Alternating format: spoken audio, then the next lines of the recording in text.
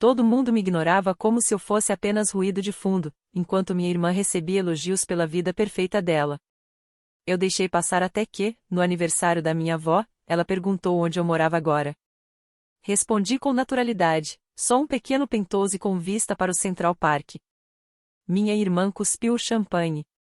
Minha mãe ficou pálida, como se tivesse visto um fantasma. Meu tio apenas assobiou e disse, ora, ora, ora. Durante a maior parte da minha vida, eu fui aquela que ninguém mencionava. Não por maldade, talvez, mas certamente por indiferença. Em todo jantar de família, em todo aniversário, em qualquer reunião, os holofotes caíam naturalmente sobre minha irmã, Brooke. Ela era a garota de ouro, a favorita de todos, estrela do time de torcida no colégio, aluna exemplar, casou cedo com um cara que tinha um barco e postava fotos perfeitas no Instagram, bem iluminadas, com os dois e seus Golden Retrievers combinando. Minha mãe falava dela por horas, como um disco riscado que só tocava a mesma música. E eu? Eu era só Emma quieta, meio estranha, que saiu de casa cedo e quase não voltava.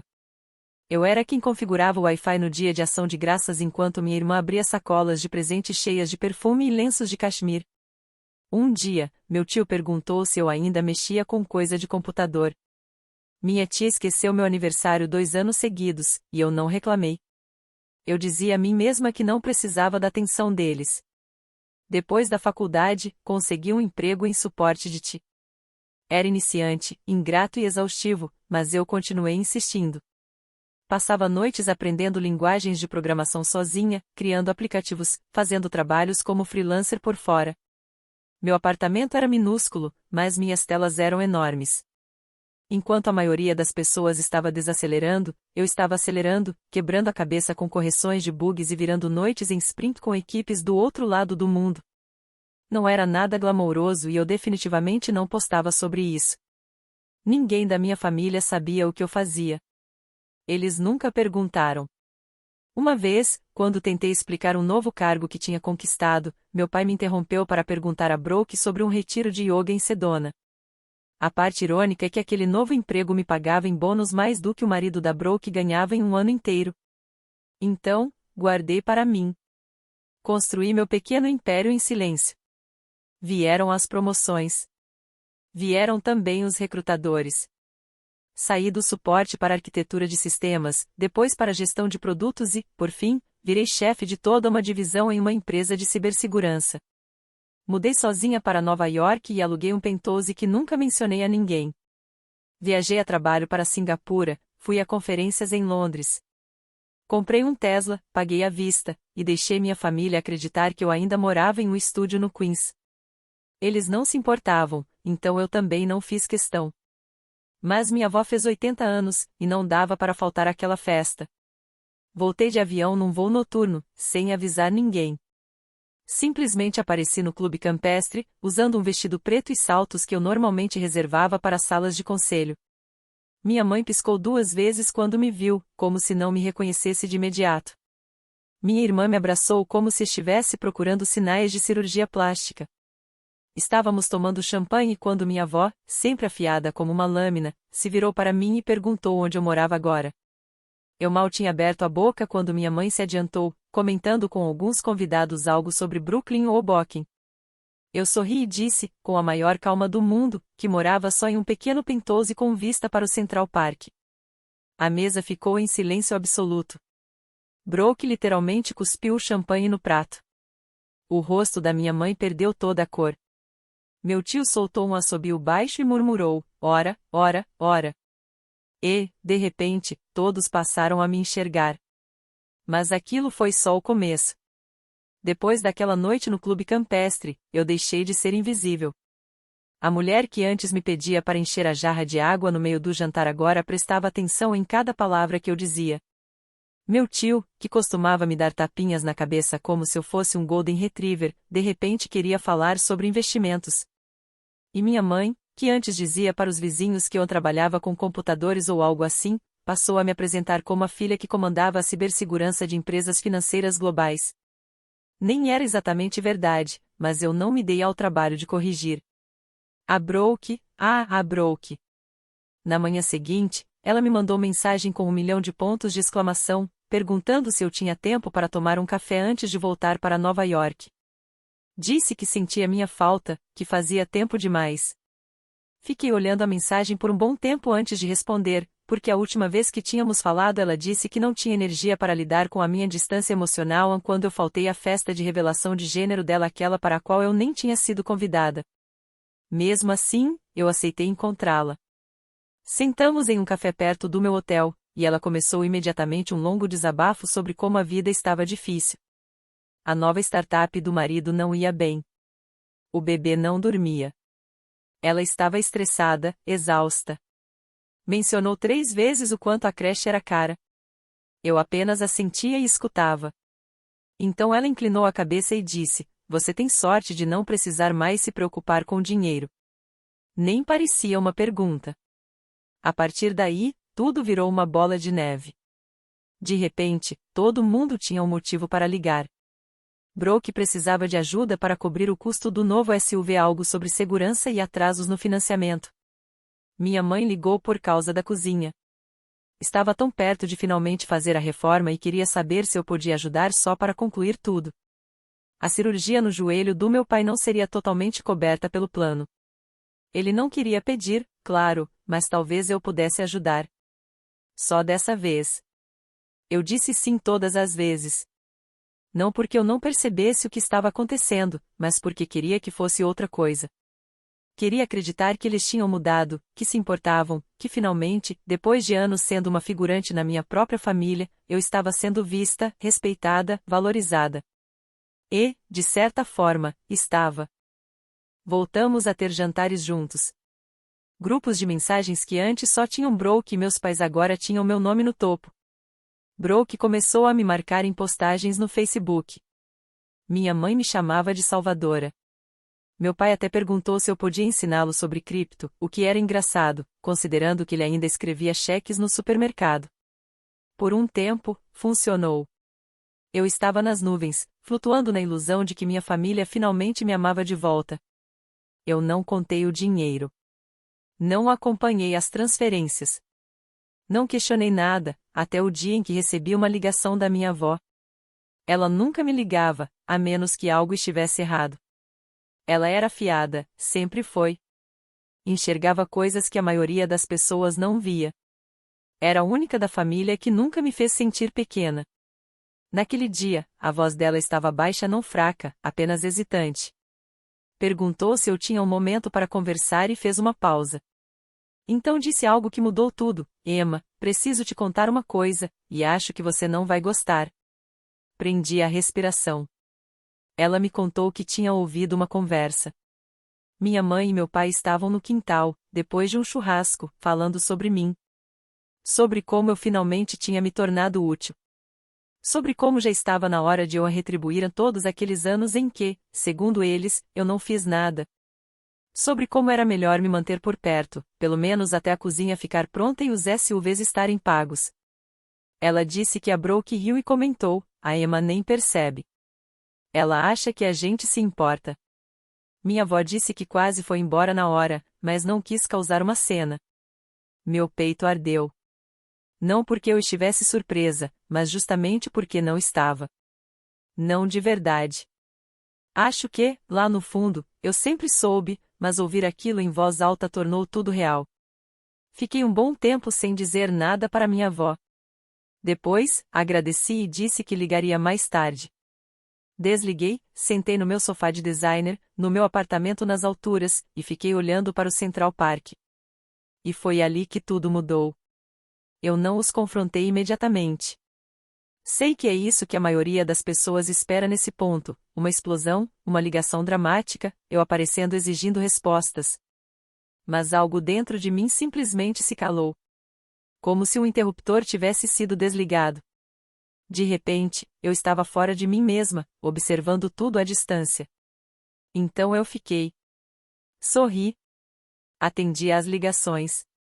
Queria ver até onde aquilo iria agora que eu sabia a verdade. A primeira coisa que notei foi o quão naturais as expectativas tinham se tornado. Brooke não pedia mais nada. Ela apenas comentava. Mencionava despesas do mesmo jeito que as pessoas falam do clima. A creche estava um absurdo naquele mês. A parcela do carro estava pesando. O negócio do marido só precisava de um empurrãozinho para engrenar. Cada frase ficava suspensa no ar, esperando que eu preenchesse o espaço. Minha mãe fazia o mesmo. Nunca dizia as palavras diretamente, mas nem precisava. Mandava fotos de amostras de armários, bancadas, pisos, e depois vinha com algo como: não é loucura como os materiais estão caros hoje em dia, ou estamos pensando em fazer a reforma enquanto ainda temos saúde para aproveitar. Meu pai era mais sutil. Ligava para saber como eu estava e, aos poucos, começava a falar de amigos que se aposentaram cedo, que viajavam, que não precisavam se preocupar com contas médicas. Dava uma risada e dizia: deve ser bom, né? Depois ficava em silêncio, como se esperasse que eu me oferecesse. E eu sempre oferecia. Pelo menos antes. Depois da ligação da minha avó, eu parei de mandar dinheiro.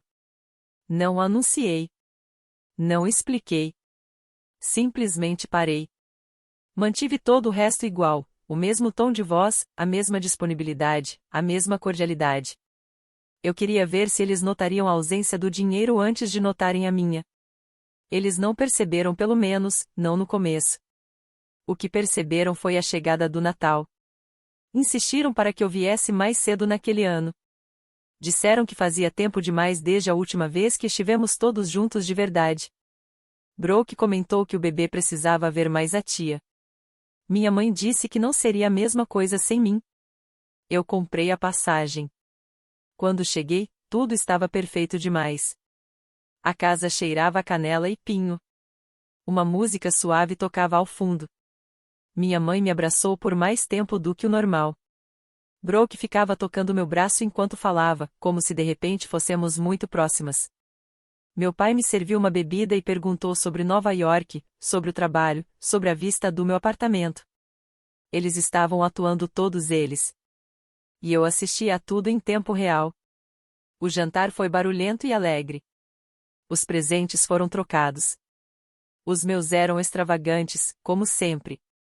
Notei como ninguém mais parecia desconfortável ao recebê-los. Antes isso me incomodava. Dessa vez, não. Depois da sobremesa, minha mãe sugeriu um café na sala. Todos foram para lá, ocupando seus lugares de sempre. Brooke esticou as pernas.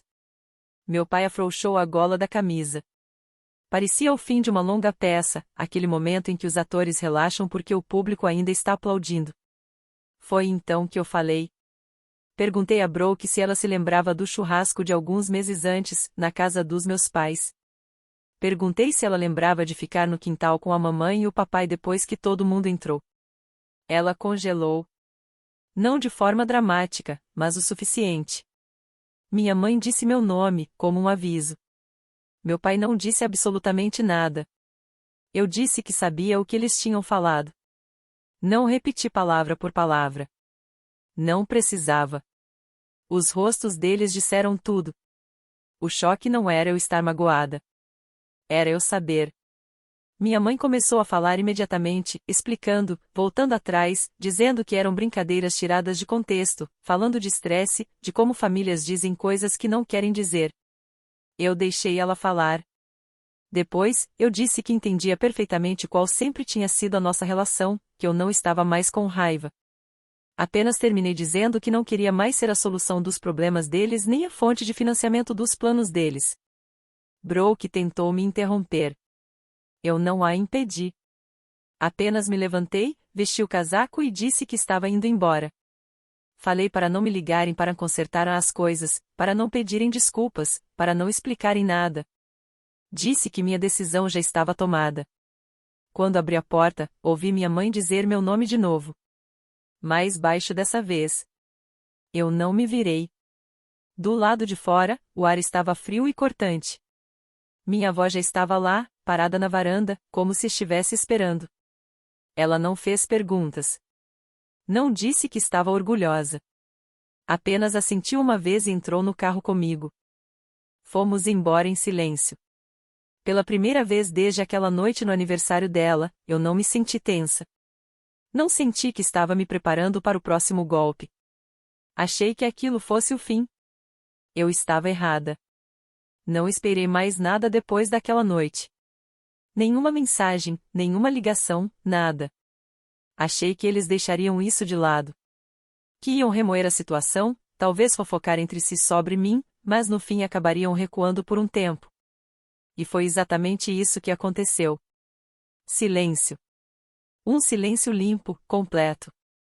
Minha avó continuou em contato, claro. Ela me convidou para passar uma semana na casa dela, na Flórida. Só nós duas. Sem drama, sem perguntas, sem conversas casuais sobre a situação financeira de ninguém.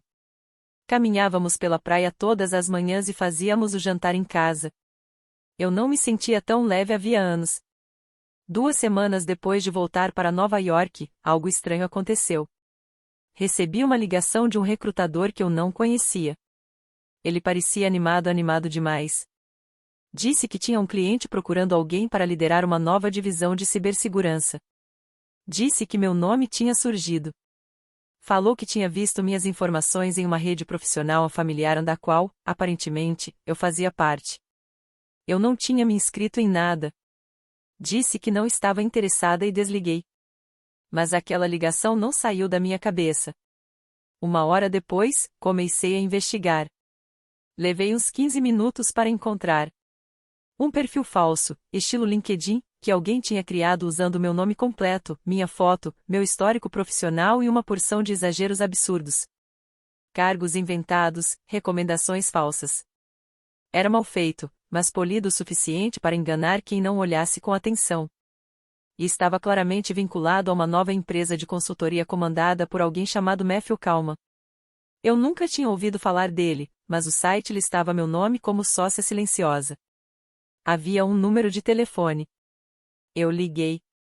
Adivinha quem atendeu? Meu pai. Nem dei tempo para ele falar. Perguntei que diabos ele estava fazendo. Ele gaguejou, tentou se explicar, falou algo sobre ajudar a construir algo para a família e a alavancar o sucesso coletivo. Eu desliguei. Menos de 10 minutos depois, Brooke ligou. Disse que não tinha nada a ver com aquilo, mas não foi isso que me tirou do sério. Foi quando ela disse: "Você não entende o quanto a gente precisava disso. As coisas estão muito difíceis agora." Como se isso justificasse qualquer coisa. Foi por isso que, naquela mesma noite, enviei uma notificação extrajudicial por meio do meu advogado que não era nada barato.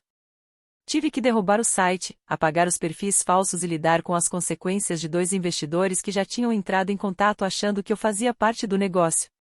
Aquilo poderia ter acabado comigo. Mas essa nem foi a pior parte.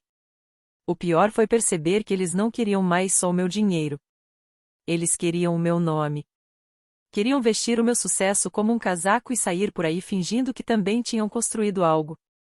Eu não era mais apenas um recurso. Eu era a marca deles. E eles acharam que eu não ia perceber. Liguei para minha avó naquela noite, andando de um lado para o outro no apartamento, ainda meio incrédula. Ela não pareceu surpresa. Apenas disse: "Eu te avisei, Emma. Eles não amam pessoas. Eles amam o que as pessoas podem dar a eles." Aquilo ficou gravado em mim. Depois disso, mudei tudo. Número novo, contas novas. Apaguei minha presença digital inteira e reconstruí tudo do zero, com firewalls que só alguém com crachá do governo conseguiria atravessar. Parei de atender números desconhecidos. Virei um fantasma completo. Também saí da cidade por um tempo. Não para sempre, só o suficiente para clarear a cabeça. O que eu não esperava, durante esse período, era a carta. Uma carta de verdade, escrita à mão, sem endereço de retorno. Dentro havia um bilhete. Não estava assinado, mas dizia: "Nós não quisemos te machucar. Só estávamos com medo. Você não é mais como a gente." Presa na parte de baixo, havia uma foto. Era eu, aos 12 anos, em pé na bancada da cozinha da minha avó, segurando uma chave de fenda e desmontando um rádio velho. Todo mundo ao fundo estava rindo, distraído, comemorando alguma coisa. Eu era a única olhando para a câmera. Foi a minha mãe quem tirou aquela foto. A mensagem era clara e chegava tarde demais. Não respondi à carta. Li 2 vezes, devagar, depois dobrei e coloquei na última gaveta da minha mesa. Não rasguei, mas também não guardei como se significasse algo especial. Parecia uma lembrança de um lugar onde eu já não morava mais. Uma última tentativa desesperada de transformar culpa em sentimento. Eles não estavam arrependidos do que fizeram. Estavam arrependidos de eu ter ido embora antes que eles terminassem. Depois disso, esperei uma semana. Não para me acalmar, eu já não estava com raiva, mas para ter certeza. Para garantir que eu não estava reagindo por emoção, que aquilo não era um desvio dramático na nossa relação, mas a curva final. Então escrevi a mensagem. Curta, fria, provavelmente. Não enfeitei, não tentei suavizar a verdade. Disse que eu sabia de tudo. A consultoria falsa, os investidores, o perfil digital usando meus dados sem autorização. Disse que sabia da conversa no quintal, das ampiadas, da manipulação. Falei que tinha sido generosa com eles por anos, mas que agora entendia que a minha generosidade não era valorizada, era usada como arma. Disse que estava cortando o contato de forma permanente. Não só o dinheiro, não só as visitas, tudo. Pedi que não entrassem mais em contato. Não para pedir ajuda, não para buscar encerramento, não para eventos de família, nem mesmo se alguém morresse. Avisei que, se cruzassem essa linha, eu tomaria medidas legais. E não hesitaria. Não assinei com amor, Emma. Apenas meu nome. Apertei enviar e, depois disso, silêncio. Nenhuma resposta, nenhuma ligação, nenhuma mensagem histérica de voz, nem sequer uma tentativa de me fazer duvidar de mim mesma dizendo que eu estava exagerando. Só um vazio. Era para doer. Sinceramente, eu esperava que doesse. Mas não doeu. Em vez disso, senti algo diferente, como se eu tivesse finalmente saído de um cômodo que esteve cheio de fumaça invisível por anos. E então aconteceu algo inesperado. Eles começaram a dizer às pessoas que tinham sido eles a me cortar. A história chegou até mim por conhecidos em comum, parentes distantes, colegas antigos da minha mãe.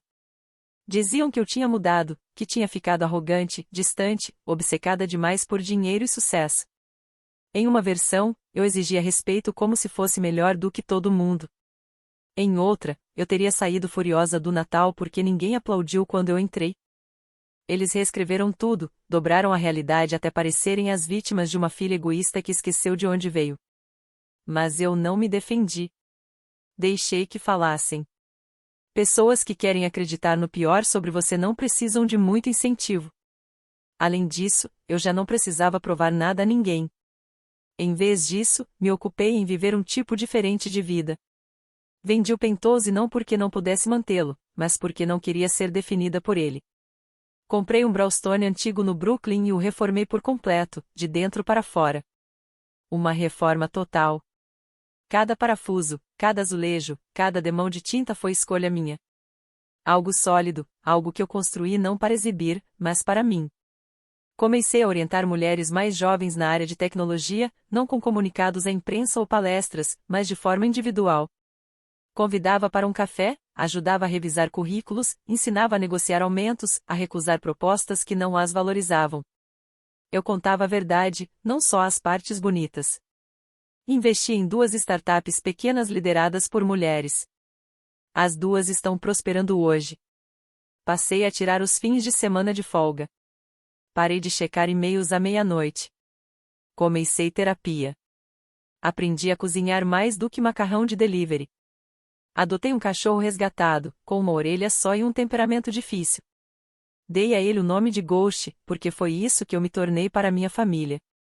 E então, meses depois, numa manhã clara de sábado, minha avó apareceu. Veio de trem, recusou deixar que eu pagasse um carro, disse que queria conhecer o bairro andando com as próprias pernas. Quando entrou no brownstone, olhou tudo devagar, o piso de madeira, os tijolos aparentes, as estantes cheias de livros que eu realmente lia e disse, sem sorrir, isso tem a sua cara. Sentamos na varanda com café enquanto o Ghost latia para os pombos. Perguntei a ela, em voz baixa, se estava decepcionada comigo por ter cortado o contato, por não tentar consertar as coisas. Ela nem piscou. Disse, Emma, você deu a eles mais chances do que mereciam. Isso não é fracasso. Isso é graça. E, pela primeira vez na minha vida, eu acreditei. Já faz mais de um ano que cortei contato com eles. Nenhuma ligação, nenhuma mensagem, nenhum recado inesperado, nem mesmo um daqueles pedidos vagos de amizade no Facebook de um primo distante fazendo o papel de espião. Só silêncio. Puro e completo. Antes, esse tipo de silêncio me assustava. Eu costumava confundi-lo com abandono. Achava que silêncio significava que algo estava errado. Mas agora eu sei melhor. Às vezes, o silêncio é o som da cura, do espaço se limpando. De algo tóxico finalmente sendo removido. Ainda moro no Brownstone. É a minha casa agora. Cada tábua do chão, cada parede, cada azulejo lascado que eu decidi não trocar me lembra que eu construí essa vida. Ela não me foi dada. Não foi herdada, nem passada adiante, nem embrulhada com laços por pessoas que aplaudiam quando era conveniente. Eu a conquistei, em silêncio, por conta própria. O trabalho segue estável. Continuo liderando minha equipe, ainda construindo sistemas que a maioria das pessoas nunca vai ver, mas dos quais depende todos os dias. Hoje eu digo não com muito mais facilidade. Antes, eu dizia sim por medo de ficar de fora, medo de ser esquecida, medo de não ser suficiente. Isso ficou para trás. Agora sou eu quem escolhe o que me merece. As mentorias cresceram. Comecei com 2 meninas. Hoje, ajudo 10. Nos encontramos pessoalmente, para um café, ou pelo Zoom quando elas estão presas em trabalhos que as esgotam. Digo a elas o que eu gostaria que alguém tivesse me dito quando eu tinha 22 anos: você não precisa ser querida para ter valor. Precisa ser respeitada e isso começa pela forma como você se trata. O Ghost continua sendo o mesmo rabugento de uma orelha só. Ele odeia qualquer um que chegue perto demais da casa, algo que aprendi a apreciar. Existe uma certa paz em saber que alguém, mesmo que seja um cachorro, está sempre guardando a porta. Minha avó me visita com frequência. Ela traz pequenas coisas, uma caixa de chá, uma história do passado dela que nunca tinha contado antes. Às vezes, pergunta se eu já pensei em voltar. Não de forma acusatória, só por curiosidade, querendo saber se sinto falta deles. Eu não minto. Digo que sinto falta da ideia deles. Da versão que eu carregava na cabeça quando era criança. Uma mãe que me protegia. Um pai que se orgulhava de mim. Uma irmã que não me via como concorrência nem como um caixa eletrônico. Essa versão nunca existiu de verdade. Mas eu a lamentei por muito tempo mesmo assim. Minha avó entende. Ela sempre entende. Numa tarde, alguns meses atrás, passei pela minha velha caixa de fotos. Abri e vi a mesma imagem que tinha vindo na carta. Eu, aos 12 anos, mexendo naquele rádio quebrado enquanto o resto da família ria ao fundo. Fiquei olhando por um bom tempo. Aquela versão de mim não se importava em ser notada. Ela só queria construir algo, consertar algo, entender como as coisas funcionavam. Ela nunca esteve quebrada. Só estava soterrada por pessoas ocupadas demais consigo mesmas para enxergá-la. Já pensei em queimar a foto, em me livrar da carta, em apagar tudo que ainda me liga a eles. Mas não fiz isso. Não porque eu queira me apegar, e sim porque quero lembrar. Nem tudo que dói precisa ser apagado.